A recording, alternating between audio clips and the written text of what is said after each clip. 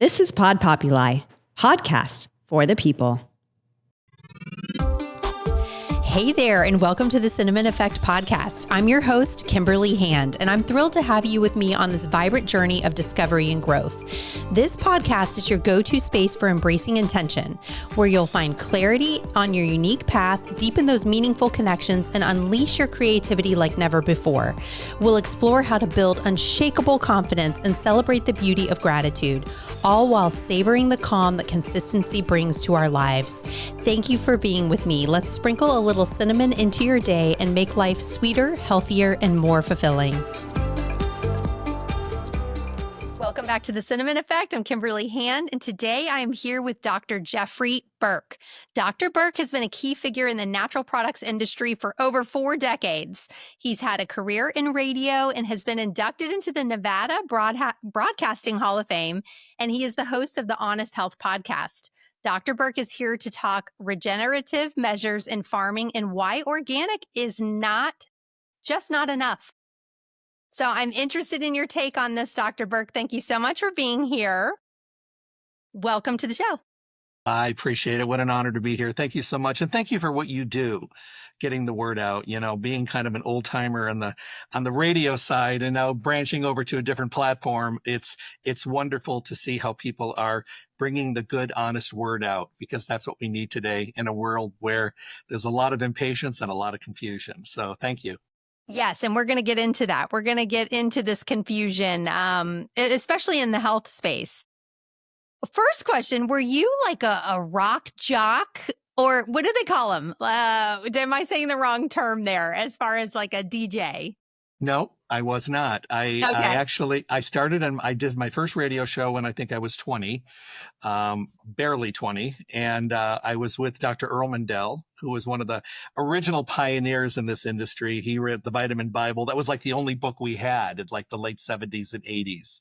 Okay. And I had gone to a radio show with him and he had to step out and they gave me the microphone and I just never gave it back. Oh, no way. And I've loved it ever since. And it's just been so nice to be able to be a part of this metamorphosis of the health food industry, because, we started out with very little. We started out with very little research. We started out with very little selection. And today it's a massive industry that provides people with a lot of information and a lot of choices. And the world's in a different place than we were 4 decades ago. And it's not all good. Yeah. Do you think the plethora of choices has made things easier or more difficult? More difficult, because I think there's confusion there. And I really do think that if there's not education, if people don't have the availability of being able to learn and have the availability of knowledge to be able to make a wise choice, I think that's a problem. One of the saviors we have are the brick and mortar mom and pop health food stores around the country, because these are places where there's people with longevity, some of them as long as me, and people with great passion, where you can go in there and have a one-on-one combination, and a conversation and mix things together. And they're like talking with you and discussing your individual, complete situation so that you can pick wisely. Because otherwise, if you're just clicking and ordering or listening to a friend or trying to do what somebody else is doing, it may not be a good fit. And then people don't get results, and then they get frustrated, and then it creates a little bit of negativity. But if people would take a little bit of time, have a conversation with somebody that can actually lead you or at least point you to the right section, you'll make better, wiser, healthier decisions. And unfortunately, I feel like those health food type stores and health product stores are dropping like flies in a lot of places where, the vitamin store I used to go to, I can remember going there and trying different things, 20 years ago. And, you're right. They are like people that have been living that lifestyle and not chasing a fad, I guess, is what I always noticed about people that were really passionate and like working in those types of stores. Well, and I think we need to get our information from the people that know the information to give. Social media is a wonderful thing. I love it. I'm on it as well. I utilize it to the fullest. But I think social media has sometimes taken people down the incorrect path with the incorrect information. And I don't think information should be dispersed by somebody that doesn't really have the knowledge, to be passing it on, because we're dealing with people's health here.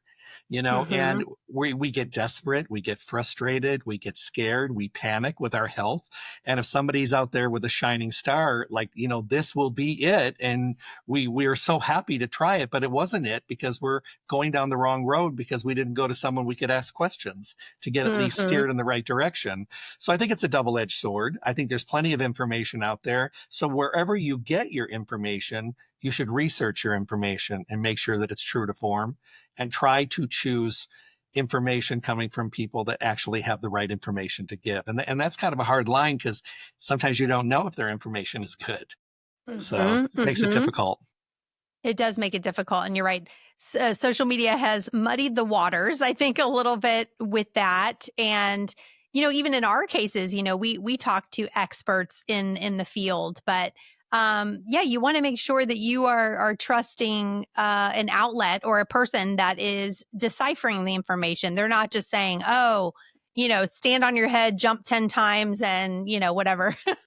Whatever is going to happen to you. It's very true. And, and I have a very big laundry list of people that I've interviewed on my shows over the years. And I was very, very, very picky about who I brought on. They had to have the right information. They had to have credibility. They had to make sure that they were there talking about and presenting not only the science, but the right information, and also their experience. And also one of my prerequisites is if you're going to come on and you're going to talk about what your company or what your philosophy is, make sure that you're talking about your philosophy and not talking negative about anybody that may be a competitor.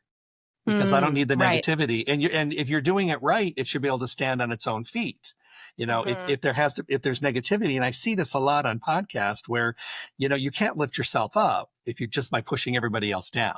If you're doing the right thing and you're doing the right research and you're creating things honestly and transparently, then your product is going to be huge and gigantic and well received. So those are always my prerequisites. And there were a lot of people that I didn't bring on my show because I didn't feel comfortable with what they were going to present. So I was a little picky, but I was able to bring the best of the best and probably launch over 200 lines over my 42 years on the air. And every time these companies came out with something new or they were growing a new branch on the tree, a new division or something, if we had a good research before and a good relationship, I'd bring them on again. Because, the more information people had and the more choices, as health is diminishing in the United States, even with more knowledge, they have more tools to choose from. So that's kind of been my philosophy. Yeah, I love that. And you are working with a company now. You're the director of education for Kokora Life, which is a regenerative company focused on growing, formulating, and manufacturing certified organic and certified regenerative products. So will you talk a little bit about that? What is regenerative agriculture? And maybe talk about the company and what they do. I would love to. If you go back far enough, probably to the 40s when organic produce really started to make a name for itself, when they started cutting back on chemicals and things like that, it really didn't catch on as much until probably the late 70s, early 80s. I remember because I grew up in the country in the Midwest. So, we were already buying and getting our vegetables and fruits from farms that weren't using chemicals way out there in the middle of nowhere. So it was a wonderful time. You were able to eat fruits and vegetables and eat crops that had no chemicals, no herbicides. And when you bit into them, they tasted so fantastic. Excuse me. Everything just tasted so much better. So here we are 4.5 decades later. Is organic still the way to go? Yes and no. We still don't have the herbicides, the GMOs. We don't have the chemicals. We don't have all of those chemicals off spilling into our marine systems, our air and everything around and killing things around rather than weeds, but also life around as well. We don't have that with organic. But what we do have is a situation where along the way, we ignored the soil and we completely forgot about the soil. We overtilled, and overtilling has caused a massive loss of topsoil on our planet. They say we got about 60 years left of topsoil. We have got to stop turning the soil. And with organic, although beneficial on the herbicide chemical side, we're still turning the soil. With regenerative, and I think the easiest way for people to remember is organic has to do with the crop. Regenerative has to do with the soil. Keeping the soil healthy now. So Rick Scalzo, who was the man who launched Gaia Herbs 30 some odd years ago, really made a huge name for herbs in the industry. And when he retired, I thought he was done, but no. He founded the Rick Scalzo Herbal Institute for Herbal Medicine at the Sonoran Medical School in Tempe, Arizona. And they are doing phenomenal research there, amazing research. And then he went to Costa Rica and he bought this over 100-acre farm that was certified organic. And he decided that he wanted to start growing his own herbs. So after a year or so of doing it certified organic and getting great yields and everything was wonderful, he decided to start switching the protocol to doing regenerative and became certified regenerative, which is amazing. So when you're doing regenerative agriculture, you do not turn the soil. You're planting, when you see a field of regenerative, it's all green, which means you may have a row of turmeric and maybe a row of like mucuna in between. So the whole idea is to have complete green cover.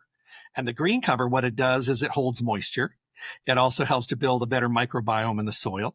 And it also draws a lot of carbon down out of the environment in the air and the atmosphere down into the soil, which helps to really build a strong ecosystem in the soil. The closest thing we get to plowing really isn't plowing. It's called a yeoman's plow, and it has shanks, and the shanks kind of make a groove and kind of pulsate, but they don't turn the soil. It opens up all the compacted areas so that the roots can grow very long and very deep. And a lot of people will say, you know, what's the difference? And I said, well, one of the main differences is on a crop with regenerative, you can grow 3, 4, or 5 times the crop with regenerative versus like an organic or a traditional chemical field.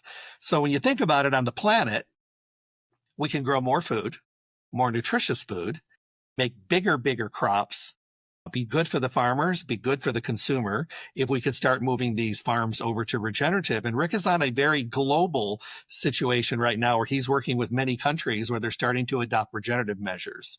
I think this is going to be the new keyword.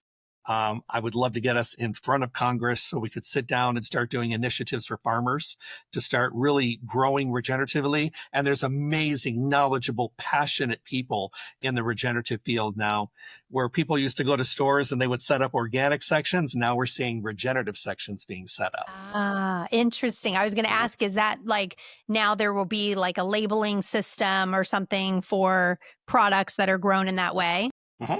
And like the products that were being produced through Kokora are the singles, the individual herbs actually say regenerative on the label. And the combination kind of condition specific, products also say regenerative on them as well. So the products that are all made from Kokora are either certified organic and or certified regenerative or a blend of the two, but as pure as you can be. And one of the reasons I really wanted to come on with this company is not only the drive and the forward movement for the planet and the soil, but also because the products are made in glass bottles, which was important for me. Also, we're doing vegan capsules. Not that I cater specifically to vegans, but I have a lot of friends that are vegans and vegetarians, and I want them to be able to use this. Personally, I don't care what kind of capsule it is for me. I'll take it. But my vegan and vegetarian friends can now use these because they're vegan and vegetarian. And there's no additives, no chemicals, no stearates, no carrageenan, no titanium dioxide, nothing. And the powders at the base, they say added ingredients, none. So it's pure. And that was really important to me at this stage of the game. There's no reason for us all not to be pure right now. Yeah. What types of herbs? Turmeric, copa, ashwagandha, skullcap, passion flower, just to name a few. Some of the wonderful herbs that people are really kind of searching out today. Herbs that are probably used more for things that people are aware of, like sleep and stress and nervousness and anxiousness and, overload and burnt out adrenals and things like that. Welcome to our world today. Yeah, absolutely. And we're all burnt out, overloaded. Terribly overloaded. And I think after the pandemic, we saw a lot more overloaded kind of situations pop up because, people left jobs and then there was these responsibilities that nobody got replaced. And then they just divided the responsibilities. So now your plate is even more full. You're trying to balance home life and work. It's not happening very well.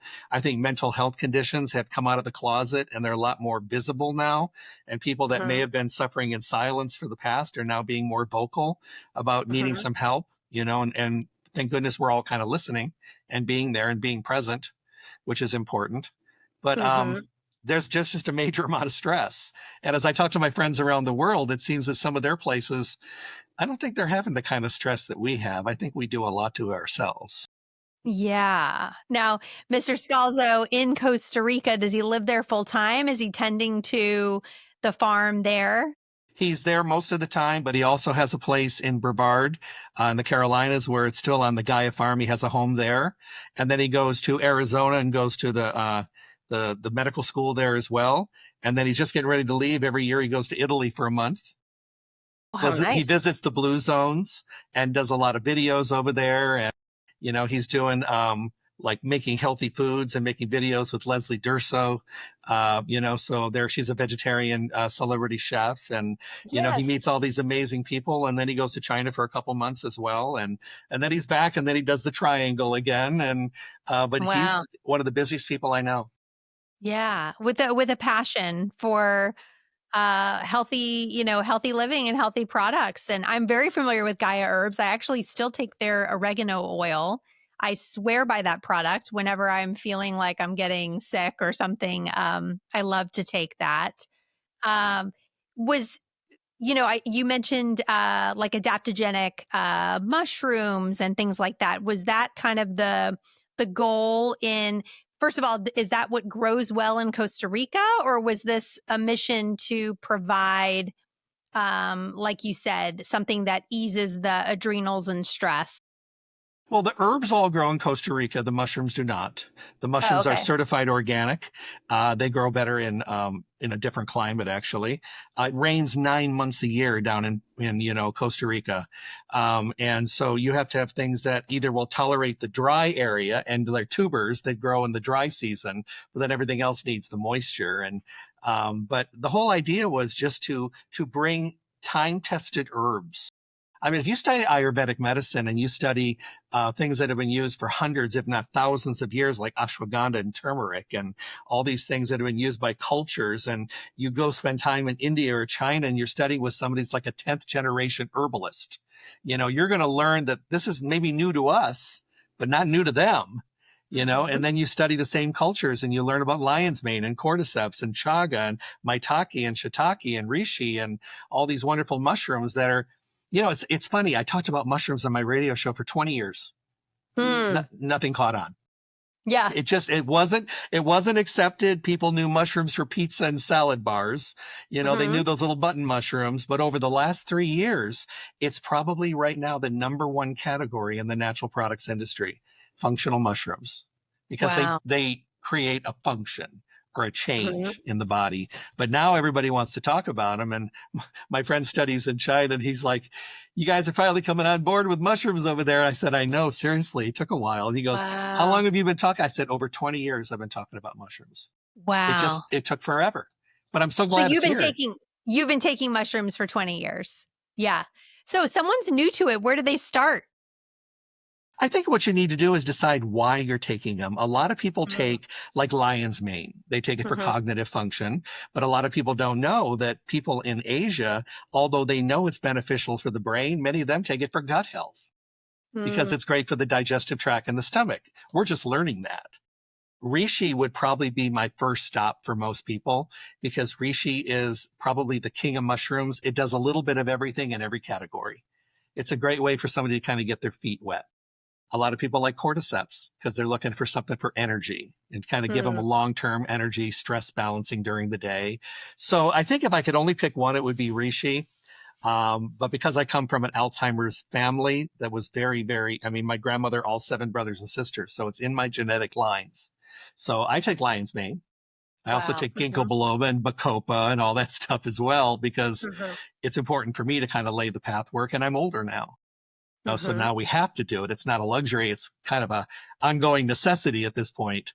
So, but that's where I would start, probably with reishi as your first stop, or get a blended combination. We have a blend of 5 that are together, and I think that would be good as well. But, just get started, try something, and eat them if you can. Okay, eat them. Yeah. They're probably more concentrated. They are. Have you ever eaten lion's mane? I don't think that I've had lion's mane. I've had some different mushrooms, and it's funny, actually, after you, I'm having some people on that started a farm here, Nice. an organic farm, and they do a lot of mushrooms as well. So This is now I'm going to wonderful. ask them. I know, it's perfect. Who knew I was going to be talking about mushrooms all When I day? when I went through the pandemic, I was traveling and I was in Arizona, and obviously nobody was on the road. Everybody was at Mhm. home, but I was out on the road because I was going crazy. And I talked to the company and I said, "You got to get me on the road. The horses are talking to me. I'm understanding them. I need people." So I got on the road. So I went to this little vegan restaurant and it was open. And I walked in and I said, "You guys open?" And they were like, "Yes, we hadn't had a customer in a month because nobody was eating out." So she brings me this bowl and they're little white chunks. And I said, "What is this?" And she says, "Just try it." Now that's got me into trouble over the years, but I went ahead and I tried it. It tastes like lobster. And I Oh, said, "Is this lobster?" And she goes, "No, that's lion's mane. If you wow. saute it in butter, it tastes like scallops and lobster." And I'm telling you, if you closed your eyes, you were eating lobster. So I Wow. become a big fan of lion's mane because that's a mushroom you can eat. Shiitake you can eat. And, Yeah. so there's benefits on the food side, but not all functional mushrooms are meant to be eaten. Mm-hmm. So Yeah. So don't go out there picking them on the side of the road or anything. not unless you got somebody with you that understands what you're picking. So true. Now, you said you travel about 3 weeks a month. So how do you not let that travel schedule take you down health wise? I mean, I feel like I was just on a plane. I was delayed. I didn't get home until 4 o'clock in the morning, and it took me 3 days to recover from that. So how do you keep your immune system high? Do you think it's just over the course of time you've been so good and diligent about supplements and things like that? I think you have to enjoy it first. Hmm. And you have to be able to connect to the mission of what you're doing. And it's not like I think when you're traveling and you don't want to be traveling, it's already negative stress from the beginning. And you're just like, God, I don't want to do this. I don't want to be on the plane. I don't want to be around people. To me, it's like, I can't wait to get there and do what I do. Yeah. So I think that's a positive. Second of all, you have to know how to travel. You have to know how to pack, you know how to bring with you what you need. I mean, I bring backup batteries for the plane. If I'm stuck in the airport, I have plenty of plugs. I've got an iPad that's charged. My iPhone is charged. So I have everything to create a situation that I'm not stressed out in if I get delayed, which happens all the time. And the next thing is, trying to eat as healthy as you can on the road.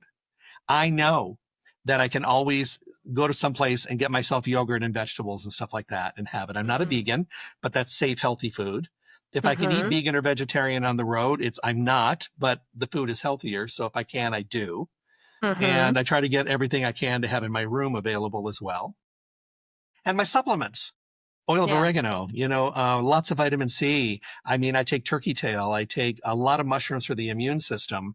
I just think that it's important to be able to give your body the fuel that it needs because what we needed when we were younger is completely different than what we need now because we Hmm. got more miles on this body. It doesn't recover as quickly. We don't handle stress as effectively. And I think decompressing, if there's no gym or anything or to do anything in the hotel, I'll just go for a walk. And I'll go out Hmm. and walk for 45 minutes to an hour wherever I am.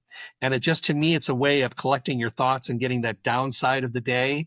I think it creates a better sleep environment.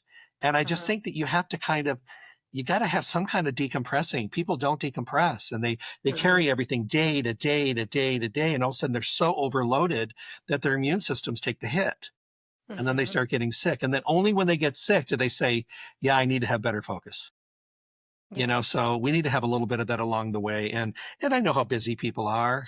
We've got so many things going on, so many responsibilities and I know it's hard and I know we get overwhelmed, but you have to be able to fill the cup being us, to be able to Hmm. pour from it.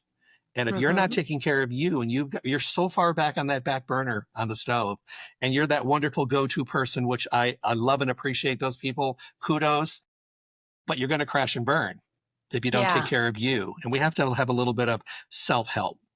And it's not being weak to have self-help. It's Hmm. making sure that you become a priority. And I think that's Yes. important. Yeah, I think some people look at that as a weakness or that they need to take time to rest or, whatever. And I feel like I know this now even more so from, interviewing experts in the field and finding out what their health and wellness routine is. And a lot of it, yes, you can take all the right supplements, but you also have to have You have to have purpose in your life. And you have to give yourself that grace and that care and, treat your body like it's a temple, literally. I heard the other day, somebody says, treat your body like a temple, to your point, Uh-huh. not like a bouncy house.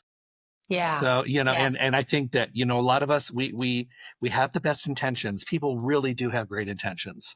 I'm going to start sleeping better. I'm going to start going to bed earlier. I'm going to start taking care of myself. I'm going to start packing my lunch. I'm going to start, drinking more water. We want to do them, but it's so hard for people to stay focused. I don't know whether we just get tired of it, whether we're overloaded.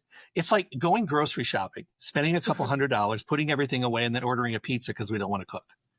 Right. So welcome to the American way. And I mean, I've been guilty, done it, but they're doing it way too much. And and then we buy all these beautiful fruits and vegetables, and they go to the bottom refrigerator in the crispers, and they die an ugly death down there because we never use them.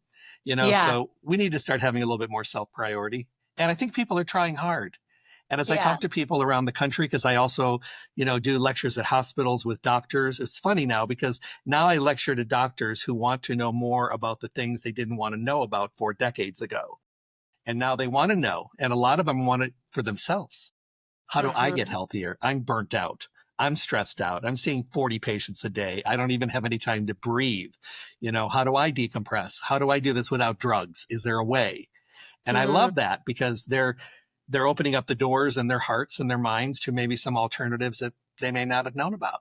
So it's a good What thing. do you feel like are some of the maybe just kind of things, we all know good sleep hygiene is great and, drinking a lot of water. But what are some of the more unknown health tips that you would give that someone may not expect? Chew your food slowly. People have a tendency to be eating from the seat next to you in the car out of the paper bag, getting your food through the window of the car, trying to wolf it down before you get to where you're going.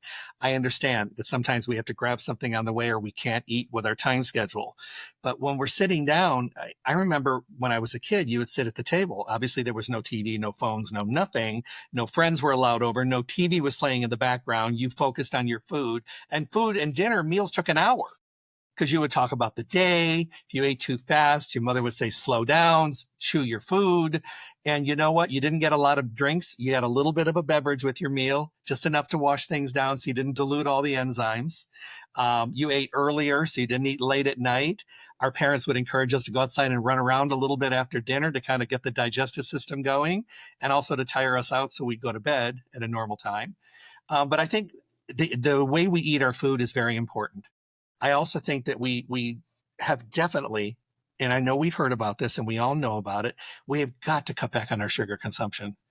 And we constantly eat so much sugar. And if you look at the rates of diabetes, both type 1 and type 2, and the obesity situation going on out there, this is self-induced. We're doing it to ourselves. And I understand that food is a comfort. I mean, I've had so many times in my personal life when crazy things are going on, and I find myself reaching out for food. It's comforting, but the one thing I learned from someone very, very respected in the country, it says a comfort zone is a very comfortable place because it's familiar. He goes, it's like that dent in the couch that we sit on that we fit so nicely in and our arm on the edge where our remote fits perfectly in our hand. He goes, it's comfortable, but a comfort zone is rarely healthy. So it's just something that we know how to do because it's like retreating to our comfort place. And I think the other thing is making sure that you always have more color on your plate than bland. I think that's really important. Our plate should be colorful with a little bit of bland brown, white, or dark color in the corner. And I think what happens is, funny story, I know I'm kind of skipping here, but my friend went to China and he lived there for 3 months. And he said, what I learned there is on their plates, they have tons of vegetables and a little bit of protein. He goes, and over here, we eat all the breaded stuff and we only have a little bit of vegetables curled up in the corner shivering for fear. And we have all the heavy calorie stuff over here. So it's how we're eating. You can eat the same things, but eat differently. And pick a diet. Pick one. Don't be on intermittent fasting this week, high protein, low carb next week, keto the following week, because you're impatient and you're not seeing this massive amount of weight loss that you heard about on TikTok. Make sure that you're doing your homework, but Commit to a eating program, not a diet, but an eating program for 90 days. Give your body a chance to adjust and then sit back and enjoy the results. See if it actually works. Yeah, exactly. Again, we're too impatient. We're like, oh, it's not working, after a week. Oh, it's not working. We must have to do something else, right? Mm-hmm. Because we're impatient and, we all want the end result and, we want to run across the finish line, but we don't want to run the marathon. Mm-hmm. And it takes a lot of time. And I usually will ask people, I said, how long did it take you to get in this unhealthy situation? Oh, it's been going on for about 10 or 15 years. I said, okay, then how can you expect it to be fixed by Friday? I said, it's going to take some time. Your adrenals are exhausted. Your body's exhausted. Your digestive tract needs to be reset. You need to learn how to sleep. You need to learn how to decompress and relax.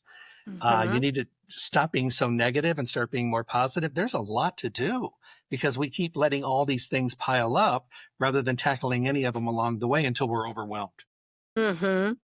It would take a while to unravel 10 years of bad habits too, right? You didn't just get there overnight. It's been a series of maybe bad habits or bad choices, right? Very much. And I think we're getting, I'm sorry, I'm going to say, I think we're getting better, but I just think we have to be more focused.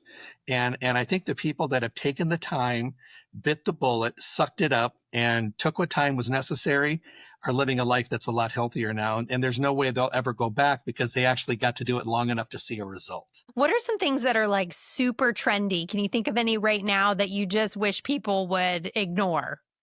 Anything that tells you that you could lose a massive amount of weight in a short period of time.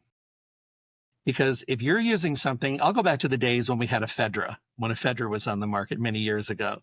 Ephedra was like probably one of the strongest stimulants that were out there. And it was used correctly. People could do very well with it.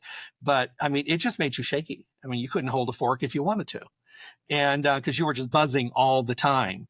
And then people started using it with thyroid and heart problems, and they were told not to, and they did it anyway. And then, of course, it got removed. So if something tells you that something's going to happen very, very quickly, step away from it, because the chances are it's not. If something tells you use this as part of an overall program to help you achieve results more effectively, best results 3 to 6 months, that's the product I would choose. Because that gives you a realistic way of looking at it. I have a tendency to not be someone who's a big believer in proprietary blend labeling. Proprietary blend labeling is when you turn it around and you see this huge paragraph of a list of 1 million different things that's in it. And then it may say 2,000 milligrams proprietary blend. Okay. How much of each thing is in there? You have no idea. No clue. No clue. I like clear labeling. I want people to be transparent. I'm getting this in here. I'm getting this. I'm getting here. And it's certified organic, certified regenerative, and the added ingredients, no chemicals. That's what people should be able to see. And there's no reason we don't do that. I mean, I understand proprietary has been around for a long time, but so have I. And I just guess long enough that I just formulated opinion that, why not just spell out everything that's in there and let people know what they're getting. If it's not even measurable and it's just vitamin dust, don't put it on the label. Yeah. There's a company I'm thinking of, I won't name, but they got in some recent trouble for their proprietary blend not being really what they claimed it to be. Do you think, yesterday's ephedra is kind of today's Ozempic? People are using it more for a quicker fix? I just think people never quicker result. Yeah, I just think people never stopped looking for something that gave them results that were noticeable a little faster. I understand the semaglutides, and they do really make sense for the people that they make sense for. But along, when gastric bypass first started, you had to have like a year of psychiatric and psychology behind you. They had to make sure you were ready for the change. You had to be positive. They had to sign off that yes, this person is ready for this gigantic surgery that's changing their life. Today, you have insurance and stuff, you can get it done tomorrow. And most people, I'm sorry to say, there's a big majority that just want it to be able to lose weight quickly. But I guarantee that so many of them, they go back to their old habits because they weren't ready. They wanted a quick fix. And I see a lot of that with the semaglutides. But I also have friends of mine that have done everything. They've done the diets. Their metabolisms are just not working. They go to the gym. They've tried their hardest. And the semaglutides just shut down the food noise and slowed down the emptying of the stomach, and they're doing remarkably well. But they're eating correctly. They're going to the gym. They're drinking their water. They're taking their supplements. They're getting rest. They're not relying on the magic pill, if you will. They're doing it right. So for those people, I think it's a godsend. It's priceless. Yeah. But for the masses, there's people doing it just for the quick fix. It has to be accompanied by actual lifestyle adjustment, the actual changes. Exactly. We have to have a foundation. You know, you don't put the walls of your house in sand. When you're building your house, you have rebar and cement and wood and stakes and metal bars and metal sheeting. And then the cement goes in. And then once it's all solid, you have this foundation, then you can build the walls. It's the same thing with our life. We have to be able to have a foundation that we can rely on. The things that you don't pay for, you know, like getting a good night's rest or going for a walk or drinking water, or reading or having an outlet to decompress or walking our overweight dogs that are still fat from the pandemic. You know, we need to take them for a walk. You know, we need to have something that gives us a balance. Once you have that, then you can really make really major changes. But sometimes those basics make the changes in themselves. Right. The simple things that don't cost money and that are really available to anyone. But those are the hardest ones. Of course. Sometimes, I think, for everyone. Yeah. I agree. It's so true. It's so true. I wish they weren't, but they are. I know. Now, you're a big animal lover. I am. You have 12 horses, right? I do. 12 horses, 7 dogs. Yep. How have you always been drawn to animals, and how do you think that helps your well-being? My animals are my grounding mechanisms. No matter what I have going on during the day, like I have 2 of my dogs in here with me right now. I have to have animals around me. They give me grounding. You know, if I get back from a trip, you know, not that it's a stressful trip, it's just I'm back home. So I'll go out to the horses. I can hug my horses and just people think I'm weird, but I can feel the vibes running through my body. There's a settling and a balancing that comes from having my animals around me. And they're around me all day long when I'm home. And when I'm on the road, it's hard. I will walk up to strangers and I'll say, may I hug your dog? I need a fix. And they just laugh. They just think I'm nuts. But you know what? There's something to that. And people that are animal lovers, there is a connection there that works on so many things. It works on stress. That's why animals are alert dogs for diabetics and for stroke victims. That's why animals and dogs that are out there are support animals. That's why they're there to help people that are blind, to help them walk. I mean, they have our connection and we're utilizing that. But it's just a really nice connection for someone that just, let's say somebody's by themselves. You know, people recluse today. They don't have a lot of friends. They may not go a lot of places, but at least if they have a relationship with an animal where they can share love with, I mean, that could be the difference of someone having a longevity or giving up sooner. So I think there's a big connection there. But yeah, I'm an animal lover. Yeah, that's so interesting, though. You don't really think about, you know, service dogs and all of that. Like I never really thought about that just being important for your well-being in general, you know, to have that connection. And yeah, I think we lack social connection for sure, because we're all communicating through an electronic most times. But that is another key point in longevity and wellness and well-being, is to get out there and connect with people in a group, in person, you know, and doing that I think is so important. And that's when I have studied, you know, the blue zones and things like that, that is what they all have in common, is that social connection aspect to it. Well, they share a meal. They break bread. You know, they sit down, they bring these culture items that have been done for a long time. And, you know, they share their crops. They have that amazing sense of community.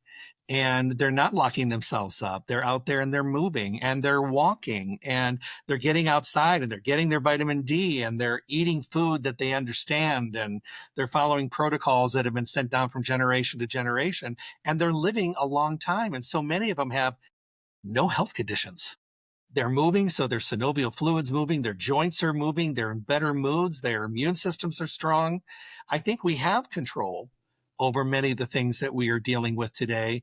I think that our choices along the way, from inactivity to terrible, good tasting, bad for us food that we crave, overuse of medications. And don't get me wrong, medications have their purpose. I have friends that are on this planet due to medication, keeping them alive and saving their lives. And thank goodness for them. But do I feel on a train that, and the only car on the train should be the pharmaceutical train. No, I think it should be the caboose. I think because there's a lot of other things. There's acupuncture, acupressure, homeopathic, there's natural medicines, there's exercise. There's a lot of things that you could experience and try before you end up on that pharmaceutical car. And, but they have their place. And there are some people out there that just don't respond well to the natural alternatives. And thank goodness there's a drug to keep them here.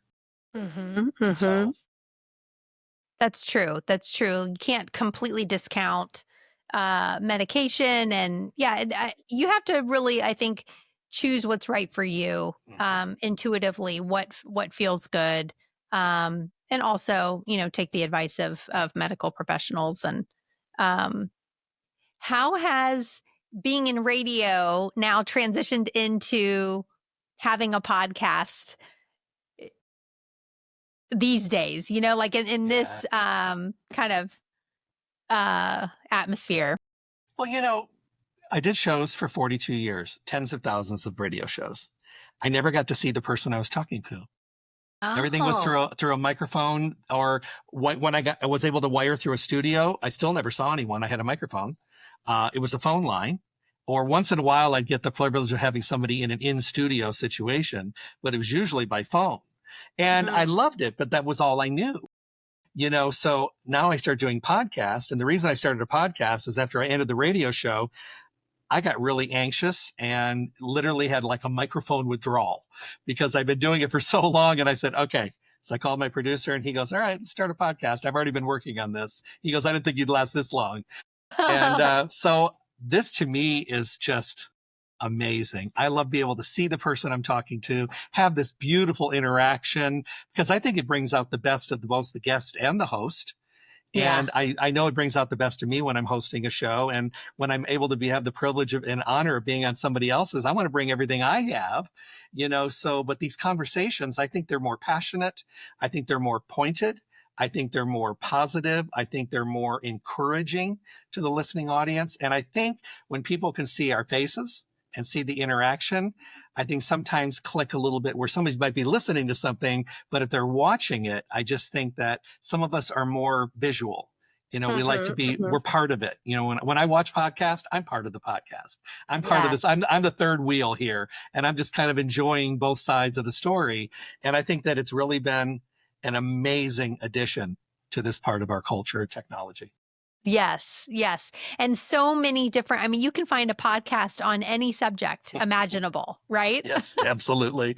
It's hysterical, but yes, absolutely. You name it. I know. I'm always like, oh, I'm interested in this. And then sure enough, you go into the app and you search something and you can undoubtedly find a podcast in relation to that topic, even the most obscure ones. So do you put your podcast on YouTube then? I have a YouTube channel and I'm on Spotify, and I'll share this with you. I actually just got this from my producer, and it was today, and he's moving me around a little bit. We're moving to Apple Podcast, Podcast Index, Podchaser, Podcast Addict, Player FM, Overcast, Castro, iHeartRadio, and Amazon Music. So he's amazing. And I said, why are we doing this? He goes, well, this way you could tell people they can go to their most comfortable platform and listen to you there. And I went, yes. Okay. That's past my pay grade. I never thought of that. Well, that's why you have him to do all that. Exactly. Okay. So on a completely other level than a health conversation, what are your tips for someone who's podcasting? A lot of people are getting into the industry. What are some of your tips? Well, for me, 42 years was all health and nutrition. And that's what I did. I brought companies and formulators and scientists and all that stuff, new lines, new everything. That was what I did. With the podcast, I decided to do something a little different. I'm still having all of them because they're all coming back to me 10, 20, 30 years later to do the podcast. And I'm seeing whether their opinions are different than what they were years ago, which is fun. But I've also opened the door up to entertainers, professional athletes, kind of people in the know, because my feeling is everybody has something to bring. And everybody has a little something they do when they're traveling, when they're on stage, when they're on tour, when they're on the field, when they're on the ice, on the court, on the slopes. I want to know what they do. I want to know what they do behind the curtain to share that, because, the people that we love to follow, you can hear about what they do every day on sports channels all over. I want to know what you do behind the curtain. How do you stay healthy on the road? How do you deal with your mental health? How do you deal with paparazzi all over the place? How do you deal with work-life balance? How do you deal with missing your family when you're on the road? That kind of stuff. So they let their guards down a little bit and they bring really usable information. And people will tell me, I never thought of that. What a great idea. But I've had friends that have opened the doors and they talk about, dealing with depression and anxiety. And I didn't lead the conversation. I don't script. So I just let it go where it goes, but they were able to open up a little bit. And they said after, I've never opened up about that before, but I said, but there's somebody that's going to listen, that's going to take something from that. So my best piece of advice to anyone starting a podcast is have a general theme that you have passion for. Have something that you can offshoot from, but the trunk of your tree and the trunk of your podcast should have some kind of theme, whether it's health, whether it's sports, whether it's cooking, whether it's diet, whether it's mental health, whatever it is. You have to have the trunk of the tree be where your passion is, and then take it where it goes and feel comfortable with it, but always be able to draw back to your central core. I think if people do that, they'll pick their guests more wisely. I think they'll have better interactions with their guest. I think their passion will show through because their underlying passion is for that trunk of the tree. And I think that they'll bring a lot more to it. Because I think just going on and just talking, now that does work, because I have got people out there that I watch that I don't know where those conversations are coming, because none of them are related, but it's a camaraderie and 2 or 3 people on the podcast, and they bring comedy and they make it work. And that's good. But I think when you're starting your own, you have to have an underlying passion for something or a category. That's what I think. Yeah, I love that. I would agree with you too. I always think if I'm so into this, then there'll be other people that'll be into this as well, right? That's the hope. Well, that's our philosophy, and we're sticking to it. So I love it. Exactly. Dr. Burke, what else do you want to leave us with today about soil, about herbs, about life? Anything? Keep your eyes open for regenerative. Like I used to tell people decades ago, buy organic if you can afford it.